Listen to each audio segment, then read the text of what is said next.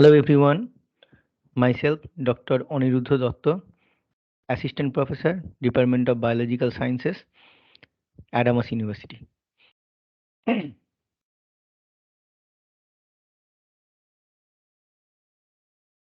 So today we are going to discuss about size exclusion chromatography.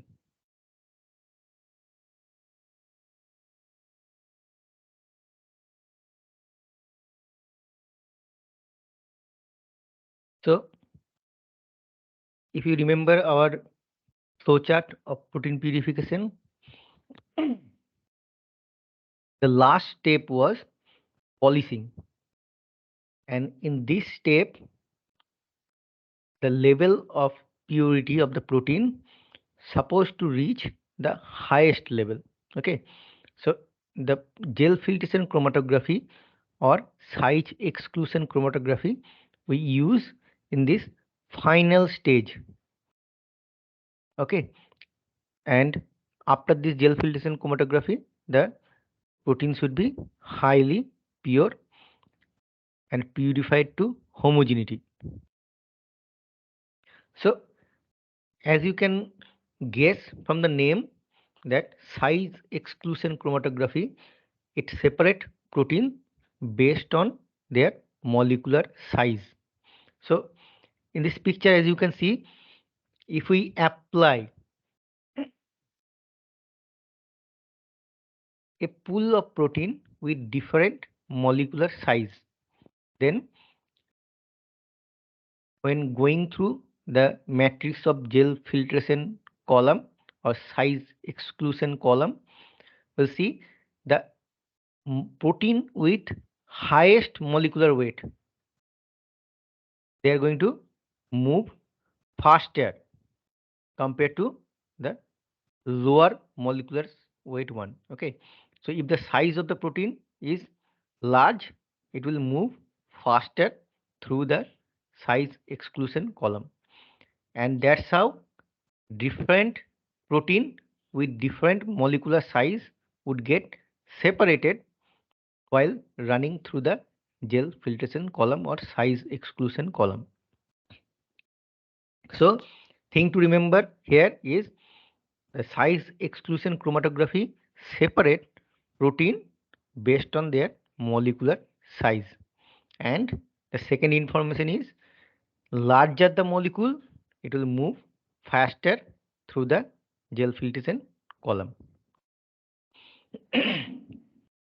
So let's see how exactly size exclusion chromatography works, or what is the principle of size exclusion chromatography.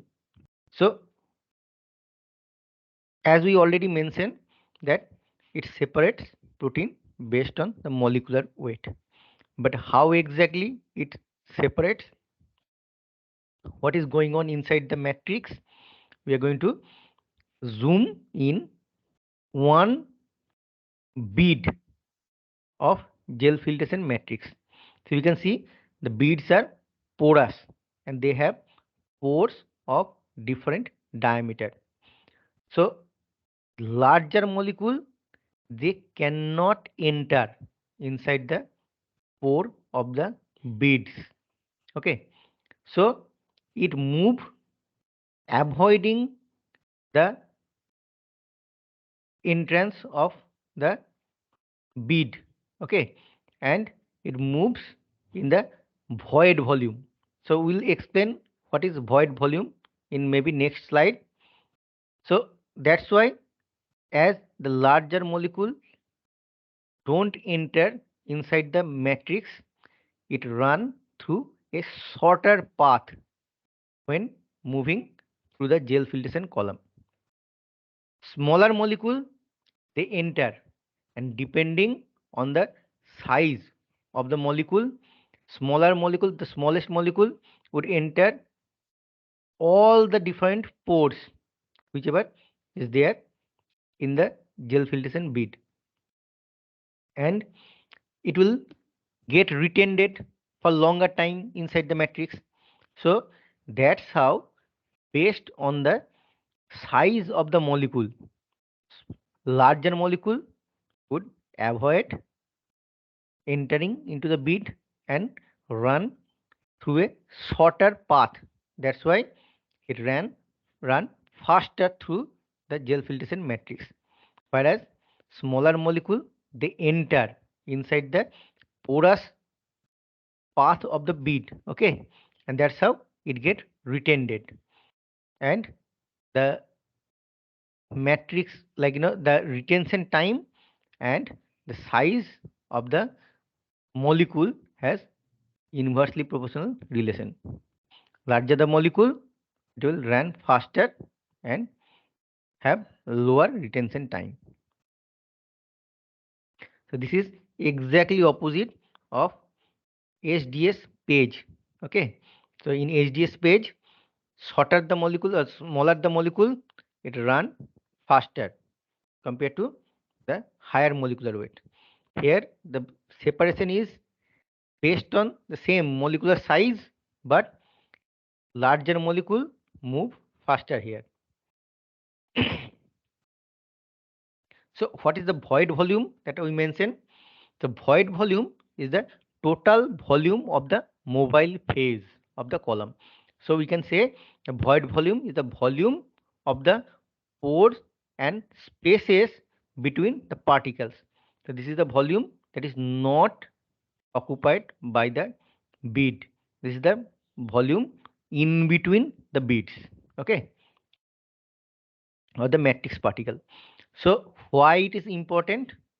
The void volume is the volume in which the particle don't enter inside the matrix, and therefore we would not get any separation of the molecules whichever lie in this void volume. So if the exclusion size, that means the molecular weight that don't enter inside the particle in a gel filtration column is 600 kilodalton. That means any molecule that has higher molecular weight than 600 dalton or kilodalton, like 600 kilodalton, 700, 800, 900, 1000, or 1000 kilodalton, they would not get separated and they will all come into this void volume. Okay, so we will not get separation if the size of the protein is above the exclusion size. So then it will not enter into the bead and come through the space in between the particles, and that's how it will not get separated based on the molecular weight. So how do we determine what is the void volume of a particular gel filtration column? So we can use blue dextran. This is a blue color dye, that is a carbohydrate molecule, big large carbohydrate molecule, and the size of this carbohydrate molecule is above the exclusion size of majority of the gel filtration matrix. And because of its distinct blue color, if we run this material blue dextran through a gel filtration column, then it will definitely come into the void volume, and based on the color of the material, whenever it get eluted, we can identify that particular volume and determine what is the void volume of the column. So in the volume up to which that blue dextran is coming out, that would be the void volume of that column. Okay. So as per this chromatogram, the void volume of this column is in between that 40 or 45 around. So gel filtration chromatography or size exclusion chromatography separate protein based on their molecular size. So now we are going to discuss about what are the different use or application of this gel filtration chromatography. Okay, so we can separate protein based on their molecular weight, as well as we can separate same protein of different oligomeric state. Okay, so suppose same protein, some of the molecule if it forms dimer, some if it form multimers, then they would have different molecular size, and therefore we can separate different oligomeric state of same protein molecule. That's how we'll get a purified protein after running gel filtration chromatography or size exclusion chromatography that would have a single oligomeric state. We can separate even up to that much. Okay.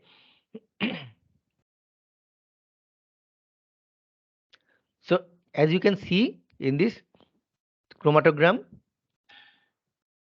the elution volume to the detector signal, or this is maybe the optical density at 280 nanometer. You can see one peak, and maybe this is in the void volume. So that's why we cannot determine what is the molecular weight of this peak.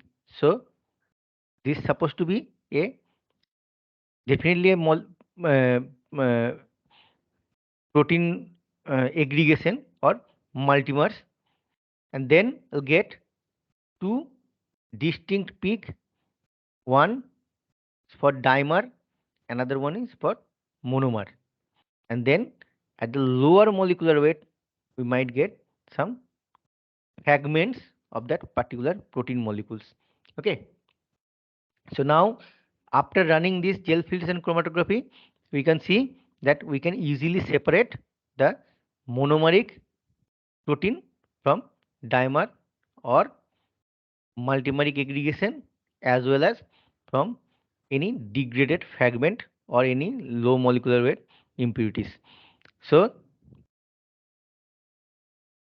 we can use this purification technique for polishing step, so that we can even remove other oligomeric state of the same protein.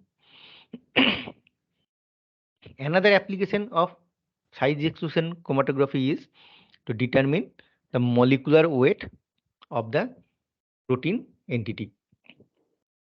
So for that, what we have to do, we have to run a protein molecular weight standard. So as you can see in this figure A, there are 5 known molecular weight protein run through the column. Okay, and as we know the molecular weight, and after running it through the column, what we can determine the elution volume of all these standard peaks. So now once we know the elution volume of the peak and the known molecular weight, we can plot the log molecular weight versus elution volume, okay, or elution parameter, and then we'll get a straight line or standard curve. And then if we run our protein of interest through this column and get the elution volume, then we can easily put that elution volume in this standard curve and determine the molecular weight of that particular protein.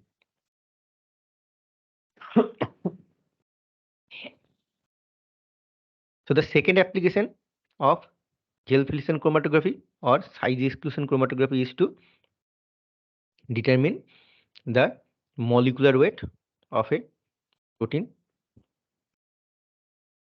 Now, the third application of gel filtration chromatography is to identify the oligomeric state of a protein that is possible in solution. So for that, what we have to do, we have to run a size exclusion chromatography, and then we have to run a SDS page. So in size exclusion chromatography, the condition at which we are running the column is native condition. So proteins are in their biological assembly or folded form. Okay. So if we follow this example, what we can see that after running this gel filtration column, we got two separate peak. One is around 50 kDa, another one is around 25 kDa. Suppose we determine that molecular weight of these two peak using the standard curve, the method we have just discussed in our last slide. So we have two separate peaks. One corresponds to a 50 kDa protein, another one a 25 kDa.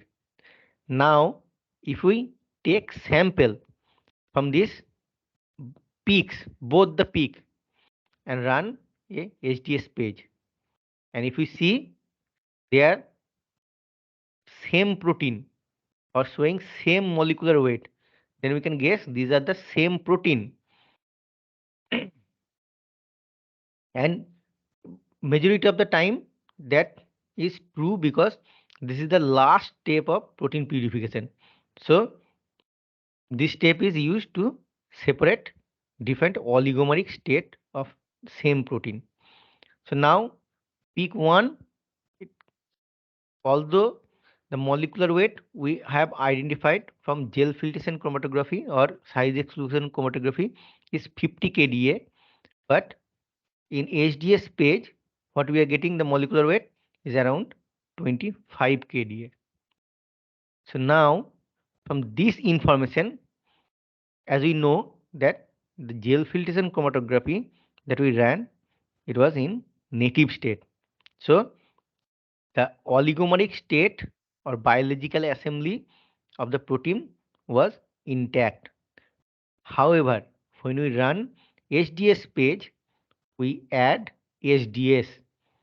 HDS is a detergent, and also we add some reducing agent that break down the disulfide bond. So in HDS page, the proteins are in denatured state, unfolded state. Therefore, no biological assembly is possible. So now if a particular peak gives molecular weight of 50 kilodalton in gel filtration chromatography, and the same protein in HDS page gives a molecular weight of 25 kilodalton, then we can easily guess that the protein that been eluted from gel filtration chromatography with a corresponding molecular weight of 50 kilodalton is nothing but a dimer of the particular protein. Okay, so there would be two subunit, 25 kilodalton each, and that will make the biological assembly a dimer and would be running in a separate peak compared to the monomer of the same protein. So we can determine the biological assembly or all possible biological assembly of a protein that is possible for a protein. So we can see that the gel filtration chromatography is not only a preparative technique. That means not only we can use this gel filtration chromatography to purify protein from other impurities as well as from altered form or different oligomeric state or aggregates of the same protein. Not only that, we can also do some analysis or analytical information we can identify about the protein. What are those information? We can identify what is the molecular weight of the biological assembly, or the in solution what is the molecular weight of the protein,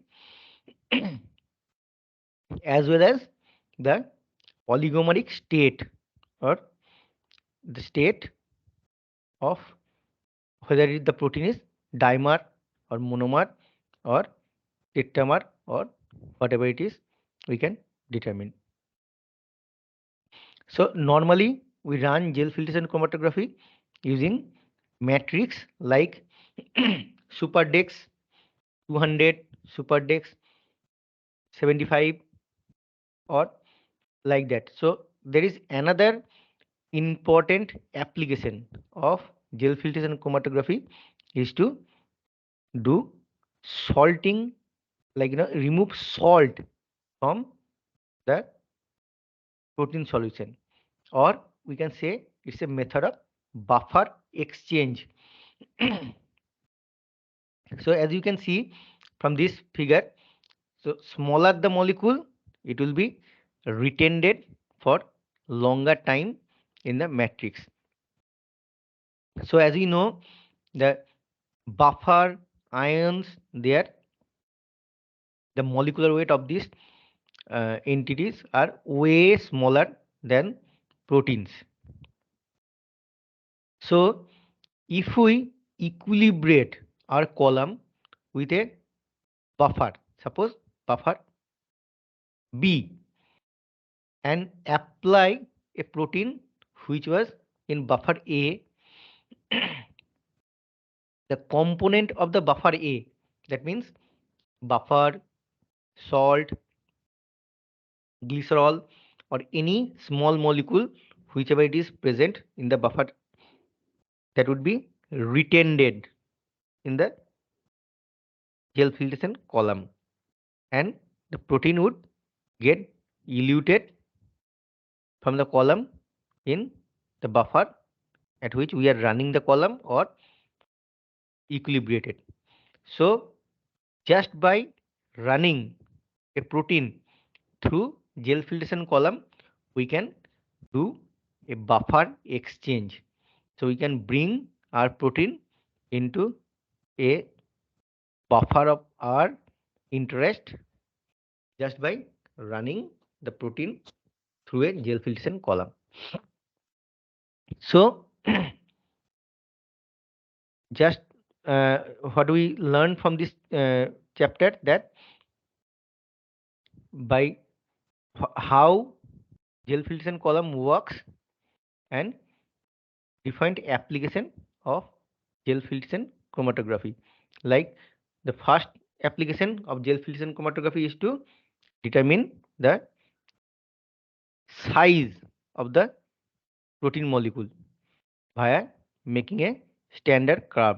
Okay, if we make a standard curve and plot the elution volume of the unknown protein on that standard curve, then we can identify the molecular weight of the unknown protein. The second application or analytical application of gel filtration chromatography is to identify the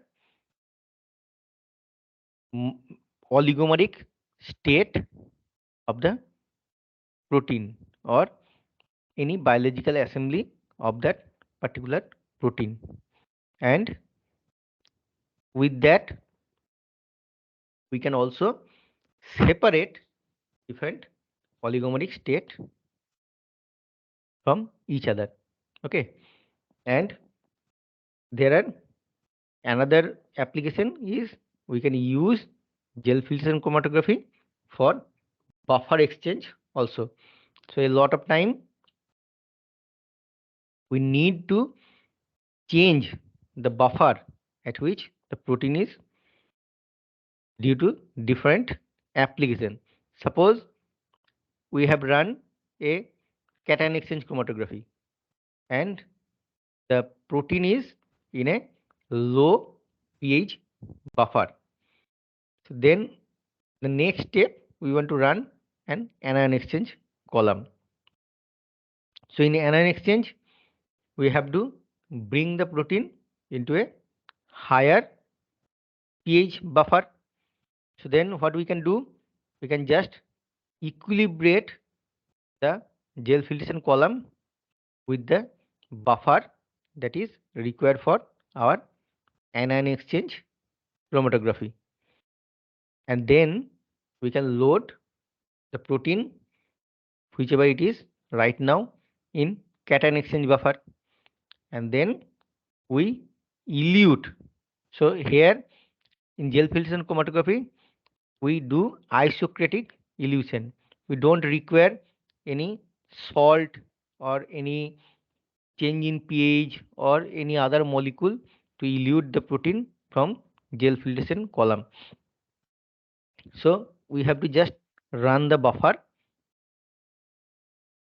one single buffer as the mobile phase. So here we are going to run the anion exchange buffer as mobile phase, and whatever buffer component of cation exchange buffer was there, they'll stay or get retained by the matrix of gel filtration column, and the higher molecular weight protein would get eluted from the column, and the buffer that in which the protein would get eluted, that would be the anion exchange buffer. So other than gel filtration chromatography, there is another buffer exchange method that is called dialysis. So in dialysis, what we do, we use a cellulose membrane. The cellulose membrane would have a molecular weight cutoff.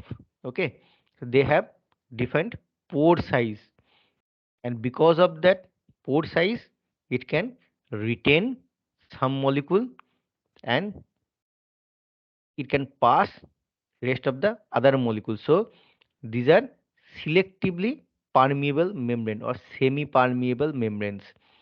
So if we apply the protein and the particular buffer inside the bag and tie the bag from the both the end, and then let the bag equilibrate in a separate buffer in which we want to bring our protein.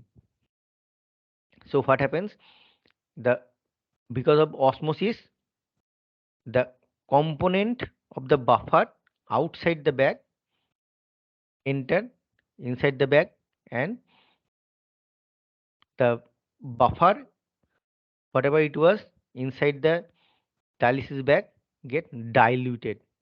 And if we change the buffer for 3 times, at least 8 hour incubation or time to equilibrate, then after that 3 equilibration period of 8 hour, a protein would be in the buffer of our interest. So you can see that dialysis, although it's a efficient method of buffer exchange, however, it takes very long time to exchange the buffer. Okay, compared to that, the size exclusion chromatography, it might takes 4 hour to run, or 2 to 4 hour to run a 100 ml column maybe, and by that we can get a protein that is buffer exchanged.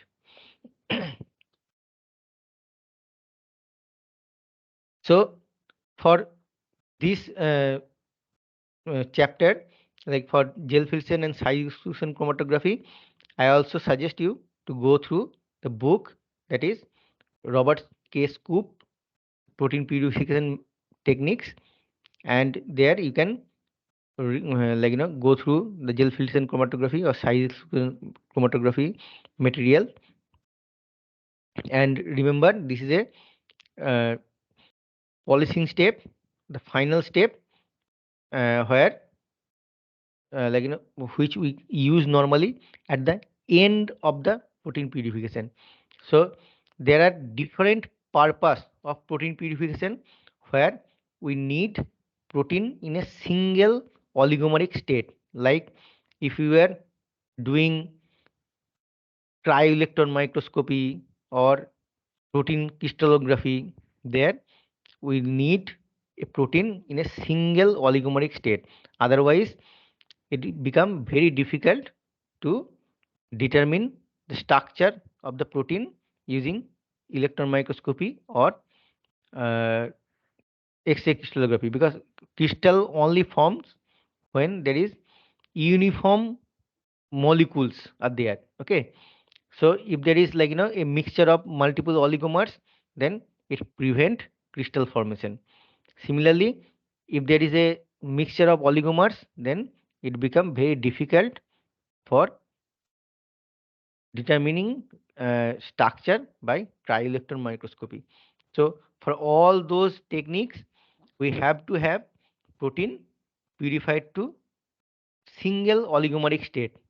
So there is very important that we run a gel filtration chromatography or size exclusion chromatography as the polishing step or last step of purification workflow. So uh, thank you, and please go through that material that we can get from the Robert Scoop book, or you can read some other material from internet. Thank you.